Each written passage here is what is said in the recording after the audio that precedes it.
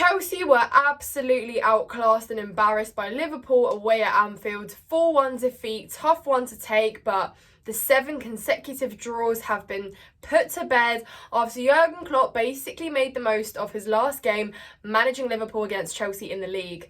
So there's no complaints even with this one. And you know what, guys? Yes, I am mad at Paul Tierney's decisions to not award us 2 penalties, but they wouldn't have made a difference, guys. Had it been the old times where we are drawing 1-1 or 0-0 or 2-2, and when we have had horrifying decisions go against us in games like that, then fair enough, you can appeal them and you can be angry about them all you like. But in a game like last night, it wouldn't have mattered, guys. It literally wouldn't have mattered, and that tells you everything you need to know.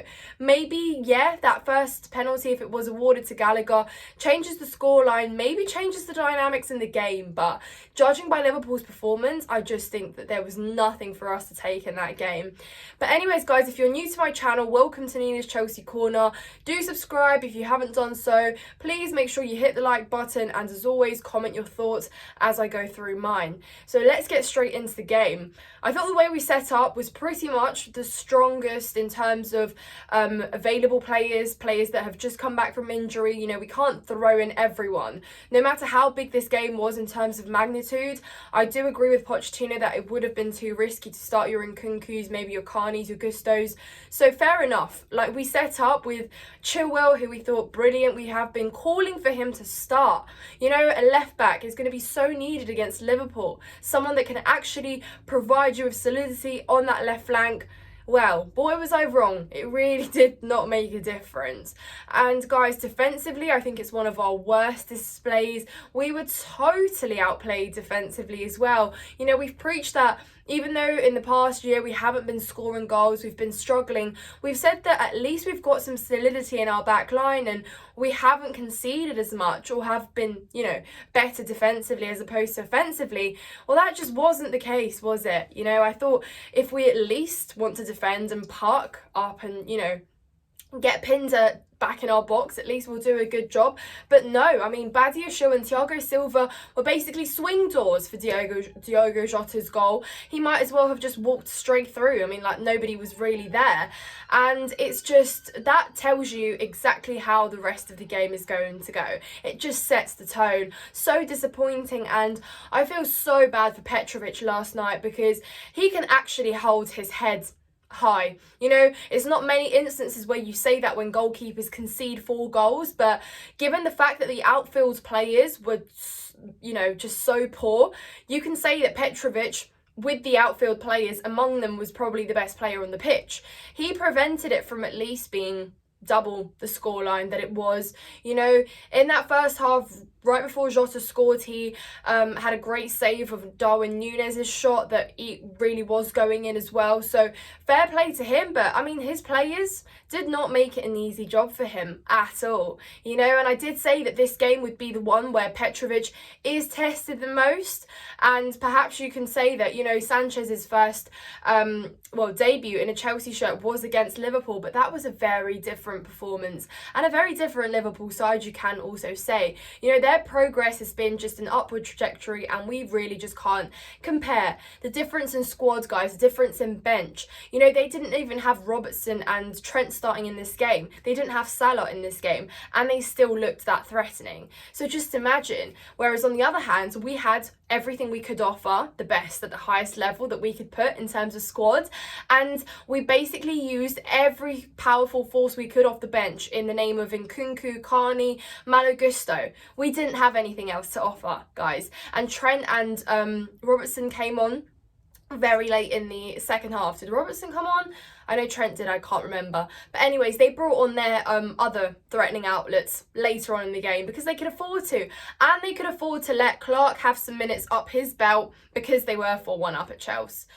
So it's very concerning, guys. But I also can't really be angry, can I? Because like I just said, the squad difference and the quality of the bench is just, it's not comparable. It is not comparable. Jürgen Klopp has built something that flourishes there in terms of a system where you take out respective players, you bring on substitutes, and they won't take out the quality of their game. You know, it doesn't drop. Whereas our dynamic always changes when substitutions are made, sometimes for the better, but sometimes for the worse. And although I wouldn't say that we got worse, I do think the substitutions did make a positive difference last night in the second half. More time than not, you never know what you're going to get with your subs. And that is exactly where we are so different in terms of where we are with quality. We're literally 10th, they're 1st. So we're not going to be too angry here, are we? We are so different. But what I am disappointed about, guys, is the way we played and the performance. Because I do still think there should have been enough quality to at least try and test Liverpool a little bit. You know, we barely took the ball up to their box, and especially in that first half, it looked impossible. It was like they had extra men on the pitch. We were so disjointed. Moving forward, there was no structure, no tactical intent moving forward, what to do with the ball. And the only time that we did go up was when Sterling made a pass, and obviously Gallagher went down, and it didn't even matter because it wasn't awarded as a penalty. So it was a very big struggle, guys. Very, very big struggle. But like I said, I mean, we looked like we were never going to get anywhere near their box in those first opening minutes. And then it just obviously got progressively worse. So, yeah, like I said, I thought Badiashile, poor boy, I did say he was one of our best players last season when he arrived. Looked so solid and composed, but neither he nor Thiago Silva were good in that centre-back pairing. And it's just a shame, really. It was just a shame. And Badiashile has actually made quite a few mistakes now that have been costly in terms of conceding. So we do have a raw centre-back in his name as well. So that raises cause for concern. But, you know, you are going to be tested when you come up against the league leaders who will give you a hard time at the back. Yeah, that's when you are really going to prove yourself, or you're really going to be determined as in terms of like what level you are at and how you can deal. Because it's all fun if you can, you know, keep a clean sheet against Preston and stuff, but this is different levels in the Premier League, you know, no offence, but it's going to have to be better than that. So really poor defensively, guys, and I thought, wow, what a player Liverpool have on their hands in the name of Conor Bradley. 2 assists and a goal for himself. He looked so comfortable in that Liverpool side, and that just tells you why Liverpool are going to be comfortable even with Klopp's departure, because he is leaving behind a footprint that can progress and be better, and he's got young talent and he's got players that can compete in a fullback position. Whereas we barely have a fit one to start. We've got to play centre-backs in those roles. So again, just difference in quality, difference in availability, and just worlds apart in what we can offer in those positions. So yeah, guys, it's unfortunate, but that's just the reality, really. And then in the second half, when we did have an opportunity, probably the best one of the game that came from Malo Gusto set up to Mykhailo Mudryk, he skied it. He fluffed his lines. When it mattered most, he fluffed his lines. And again, we're talking about just one opportunity. When you're given it, you've got to finish it. It's games like this where other teams will punish you when they're given opportunities like that. When you're not spoiled for chances in a game where you're so outplayed and you're so, you know, you're being absolutely out-dominated by the opposition, you have to take those chances. And we didn't.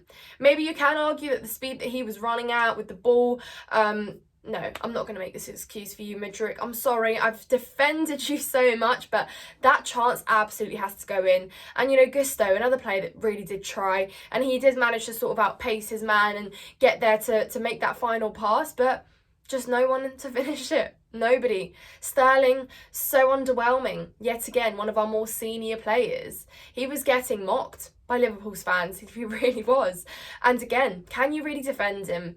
Because some of the decisions he made when he was tracking back, he just looked like he was doing it half-heartedly. You know, if you're going to track back to defend, at least do it with intent. At least try and do something. But he just looked hopeless a little bit as well. Helpless, hopeless, all of those words. Nkunku. Oh, I feel sorry for him, guys. That's the second time he's come on and he's basically played, he scored goals that, just can't really even celebrate. Saw it against Wolves. Again, he was let down by his fellow teammates who just couldn't make that game one that he could enjoy coming back to. And here we are again, returning from injury, itching to play and to be out there with a team. And again, we can't celebrate him and we can't praise his masterclass, which that was, getting out that tight space, being able to control a ball without getting dispossessed and finishing his opportunity. So fair play in Nkunku, another player that can hold his head high after last night. But yeah, guys, it is truly disappointing. But again, we lost to the league leaders. 4-1, outplayed, outclassed, better bench, better setup, better lineup, more experienced players.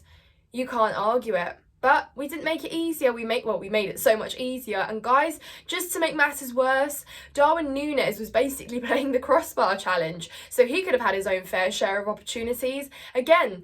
And it's the fact that not a single Liverpool fan is even really scrutinising it. That also tells you everything you need to know. When they can afford to have a player that's not having a good day and not even, question it really. Not even, make fun of him, let's say.